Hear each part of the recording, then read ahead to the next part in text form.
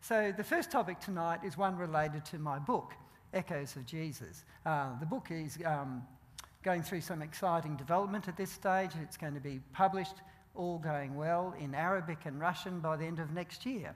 So for those of you that love Jesus already, if you can pray that those two projects actually reach completion in a timely manner, that'd be great. The Arabic translation, they're already halfway through, just about. So that's a big deal. The book looks at three big questions. And thank you, Miles. And one of those questions is, how is it possible for people to have recorded accurately what Jesus said and did when he said and did it? So you may have met friends, or you may have had these questions yourself, is how well were people able to keep track of what Jesus said? I mean, he was preaching for 3 years. If someone asked us, well, what did Nathan Harris, our main pastor, or Peter Sweetman, our founding pastor, do you remember what they preached on 3 years ago? You might go, oh, gee, not real sure. But of course, Jesus knew that he had a limited time span, and he wouldn't have just said things just once. He would have repeated his message, sometimes tweaking it here and there as he saw fit. But it's still a very important question that unfortunately, many Christians have been led to believe that it was a very illiterate time back when Jesus was walking on our earth, having been born of Mary and Joseph. So they think that, well, because it was so illiterate, no one really was able to take any good record of what he said and did. And many Christian books actually say it wasn't till 3 or 4 decades after Jesus died that any of Jesus' followers decided to put anything in writing. It's a long time, isn't it? Now, certainly the disciples were trained to memorize a lot of what Jesus said and did, and they preached while he was around. They were like being apprenticed during his time. And my book certainly talks about memorization as a way of preserving what your teacher was teaching. Because Jesus wasn't the only teacher walking around those days teaching. There was lots and lots of teachers teaching different philosophies amongst the Greeks and different forms of Judaism amongst the Jews. And they all had their own disciples. So certainly memorization is something that the book talks about as being a factor. But what I found really interesting in exploring the book is that it's actually not correct to believe that everybody was basically illiterate, or the only ones that were literate, could read and write, were the well-off. So that's what we're going to look at tonight. So hopefully this is going to work very well when I turn it on again. There we go, turn on. Great, excellent. So here's the New Testament, an accurate record of what Jesus said and did. So this is not a topic that's only confined to a select number of Christians who think about this sort of stuff. So New York Times bestsellers have included books that argue very strongly that we do not have an accurate record of what Jesus said and did. So one of the guys up there is Bart Ehrman. He's quite a knowledgeable person in his field, and he's written books, for instance, called Misquoting Jesus. So you already get an idea of what the title's all about. And then Reza Aslan, he's written a book called Jesus the Zealot, The Life and Times of Jesus of Nazareth. And he goes to great pains to try and persuade people that no one was even interested in getting an accurate record of what Jesus said and did. Basically, he says a lot of other things. So those books have been New York Times bestsellers. They've been gobbled up by the public, not just the Christian public, but the non-Christian public. And so there is a need, I feel, for people to be able to give some sort of a response to their friends or family members who come across these books or come across these ideas, or just in their own curiosity think of them. And so that's why Echoes of Jesus is a very readable, accessible book, as we say.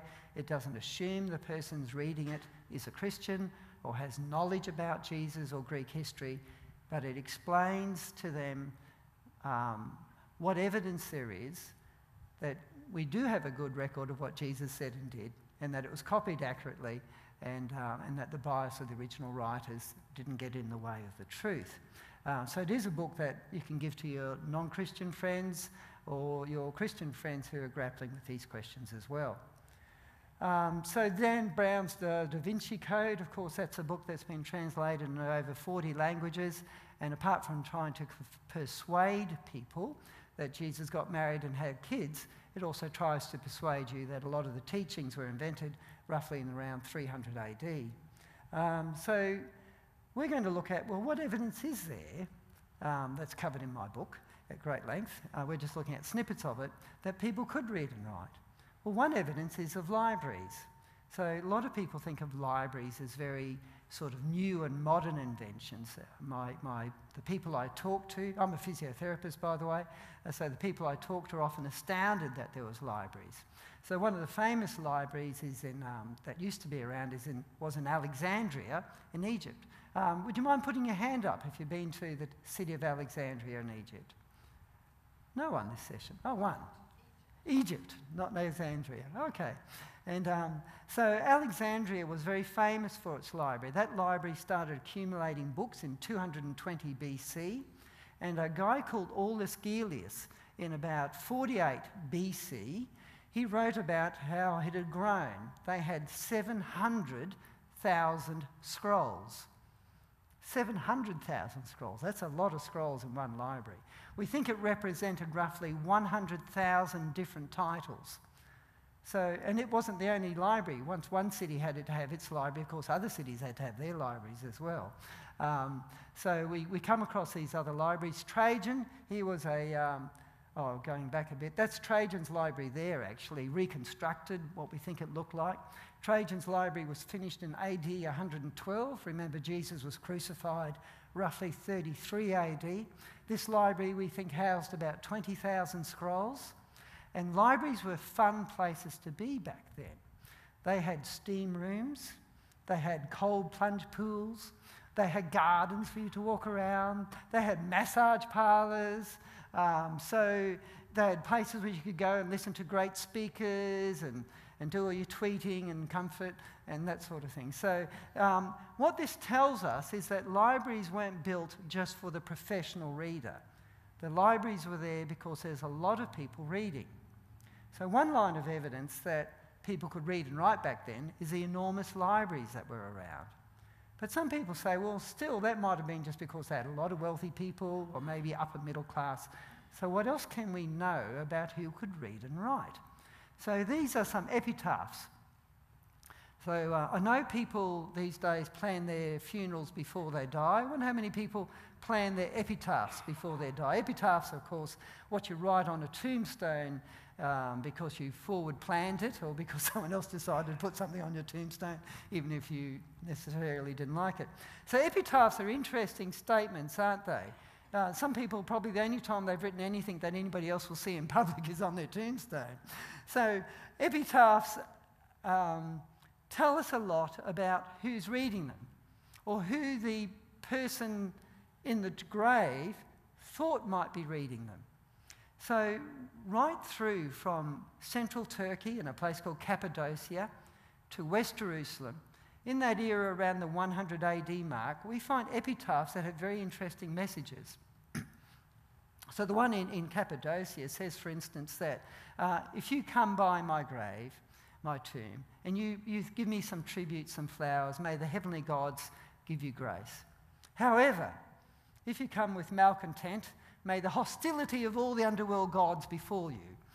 Now, why would you write that if you thought that people who are likely to disfigure your tomb couldn't read or write?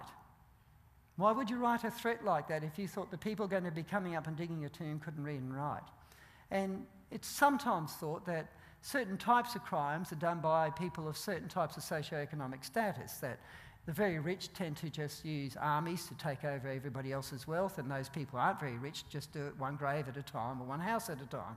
So some people use this as evidence to say, well, maybe they knew that there were people who could read and write, but weren't of great means, and that's why they wrote threats on their tombstones. How else can we know who was reading and writing? This is a map, obviously, of Syria, and you can see in the second square on the right, it says Dura Europos, which is on the Euphrates River, and it's in Syria. And Jura Europos looks like that now, but it was a busy place. And so there's lots and lots of graffiti there. It's where the graffiti is that's fascinating. It's on the inside walls of houses and every other building type that's in that city. On the walls of the houses. Now, when we have children that write on the inside walls of our houses, we're not impressed. But for them, writing on the inside walls of your homes seems to be par for the course. 1/3 of 130 houses, now remember the graffiti's everywhere, just at the houses, 1/3 of 130 houses have written graffiti on their inside walls. And when you look at that, you realise, gee, there's not a lot left of their walls, so obviously a lot more of their houses would have had graffiti on the inside walls if had more of their walls preserved. So there's about 1,200 pieces of written graffiti on their walls there. Some of it's bilingual. And most of it seemed to have been written between the 100s and the 200s AD. So that gives you an idea that it's not just a small number of people in a town that could read and write when you've got that many houses, unless there was some sort of cat burglar type person who'd steal and then write on the wall, I was here. But no, it wasn't like that. Okay, so what's this? This is Pompeii. Now, some of you may have been to Pompeii. Would you mind putting your hand up if you've been to Pompeii? Oh, a few of you. So Pompeii was is a famous city now because a volcano from which is Mount Vesuvius. It's dormant now. Mount Vesuvius erupted in 79 AD, and a lot of people in this town got caught up in it, and people go there to see their bodies entombed in ash. So it's typically what you hear about if you do any history about Pompeii and why it's famous. But it's famous for other reasons. It's got lots and lots of graffiti. Lots of written graffiti. So this is what I find really fascinating. What is on the graffiti? What were people writing? And who was writing? So when we look at it, this is one of them. This is from a man who was forsaken in love. And he wrote, "Let everyone in love come and see. I want to break Venus's ribs." Venus is a goddess of love. "I want to break Venus's ribs with clubs and cripple the goddess's loins. If she can strike through my soft chest, then why can't I smash her head with a club?" I don't think he had any love given back to him from whoever it was he was chasing. So they're strong sentiments, aren't they? That's Aphrodite, as in aphrodisiacs, as in the Romans called her Venus. So that's the sort of wonderful stuff you can find when you read graffiti. A lot of the graffiti was just like we see today. You know, Bill met Jane here, Bill had a good time with Jane there, that sort of stuff. Some of it was political, some of it was about sporting heroes. This one I love, Floronius, privileged soldier of the 7th Legion, was here. The women did not know of his presence. Only 6 women came to know. Too few for such a stallion. Tell me, have men changed much in the last 2,000 years? Some men, some stereotypes, hey. So there's a lot of graffiti there. So much graffiti that there's actually a bit of graffiti on one of the walls that says, "Oh wall, you have so much graffiti written on you. How come you do not fall down?" So a lot of graffiti. And it was everywhere. So there was a guy called Martial. So he was a poet, and he died in 104 AD. He was quite an interesting poet. We'll come to him more. But he was often quite distressed by the lack of income he could generate by his poetry. And he was wanting lots and lots of people to read his poetry for all sorts of reasons. I imagine the main one was financial. But he made an interesting observation. He noted that if you really want your poetry read, you would seek out the drunken poet in the dark brothel who with crude charcoal and crumbling chalk writes his poetry for people to read while they defecate. I think he had sour grapes, personally. So he was a guy who knew that there was just so much writing, and if you really wanted to be read widely, you'd write it in all sorts of interesting places, such as brothels. So what else did we know from Martial? Oh, we'll come back to that, actually. Yeah, we'll come back to that. So Martial wrote a lot of poetry, and it's through Martial's books that we got an idea about one of the other myths from that era, one of the myths we have about that era, which is that reading and writing was very expensive. I've heard people say that. And so once again, when I did the research on my book, I found it fascinating to look at, well, how much did it cost to read and write? And of course, whenever you're doing this sort of study, you know, how dear is it to live in Switzerland compared to live in Brisbane? You've got to be able to compare wages with the price of goods and things. So I tried to do that. So Marshall would sell his poetry sometimes in slender volumes. We don't know exactly what a slender volume of his poetry was. It was widely spread throughout the Roman Empire. It was mostly about dirty stories, sexual stories, lots of foul language. He knew back then that sex sells. And so you could pick one of his up for 2 to 4 sesterces. Let's just call it 2 to 4 coins. It's a lot easier to say, especially if you... So 2 to 4 sesterces is what you could pick them up. Now, 500 millilitres, that's half a litre, just a bit under a pint, of olive oil, it was the same price.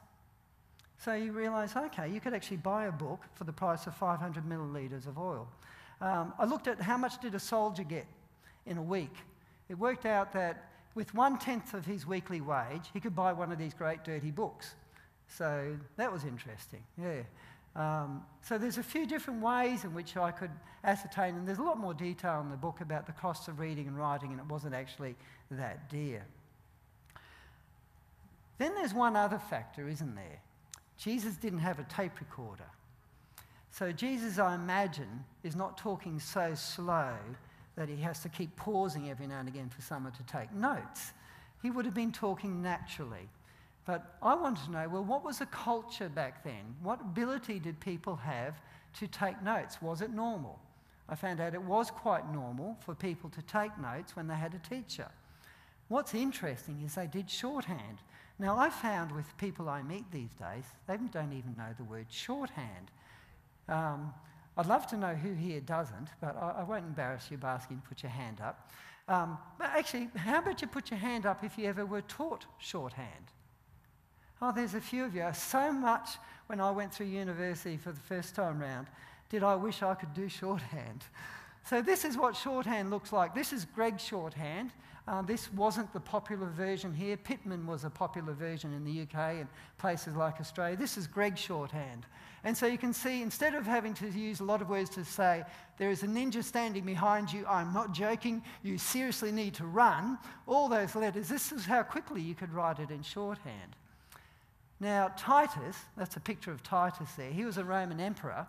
He was ruling from 79 to 81, 3 short years, longer than the average Australian Prime Minister lately. So Titus, he was good at shorthand and he loved to compete in the art of shorthand. So that's interesting that shorthand in their languages was around, not just in Latin, but also in other languages. We also know from a city called Oxyrhynchus, which is in Egypt. It's famous for its rubbish dumps. When you think of Egypt, you shouldn't think of pyramids anymore. You should think of Oxyrhynchus and its rubbish dump. Out of that rubbish dump have come thousands and thousands and thousands of documents, absolutely thousands. And we're still deciphering them because they're pulled out in a bit of a hurry and nearly said smuggled then, taken off to places outside of Egypt, and people are still working their way through the enormous amount of literature that came out of the rubbish dumps of Oxyrhynchus. You know how we have toilet paper, and usually you want toilet paper that's not been written on before, usually, don't you? You know they were even using paper that had been written on for toilet paper back then, and now somebody actually has to decipher that? I assure you it doesn't smell. Well, actually, does it smell? I don't know. So there was a contract in Oxyrhynchus there for a shorthand apprentice. So instead of doing an apprentice in plumbing, for instance, you could do an apprentice in shorthand. So I found all this very interesting. So what was it like amongst the Jews? Did they do much reading and writing back then? Well, some of you would have heard of the Dead Sea Scrolls. So these were, of course, discovered in 1947. They found about 11 caves from 1947 to 1956. And we've got roughly 800 to 1,000 different documents that have been deciphered out of the Dead Sea Scrolls.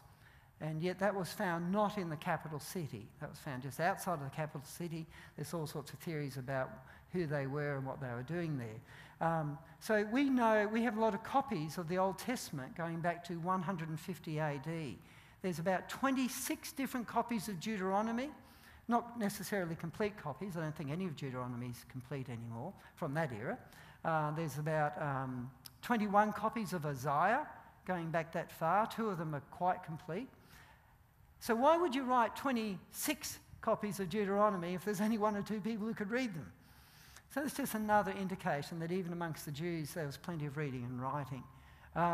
So other ways of knowing it is how many synagogues were there. Well, Jerusalem was sacked in 70 AD. It was a very, very nasty war.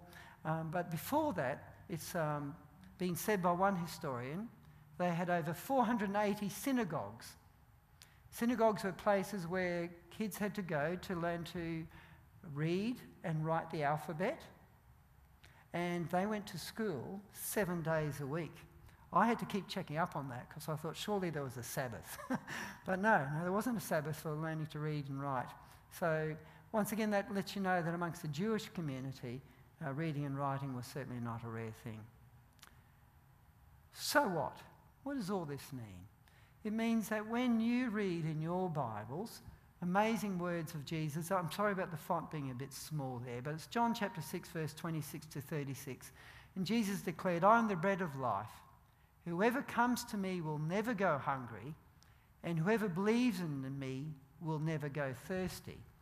When you read those words, you don't have to be thinking that, well, did Jesus really say that? Did anybody maybe get it wrong? Did someone just add a bit over the years? How is it possible for people to have recorded what Jesus said and did? Well, now you know. Now you have some evidence to indicate that people were taking notes while Jesus was alive as one of the 2 main ways of keeping a record of what Jesus said and did.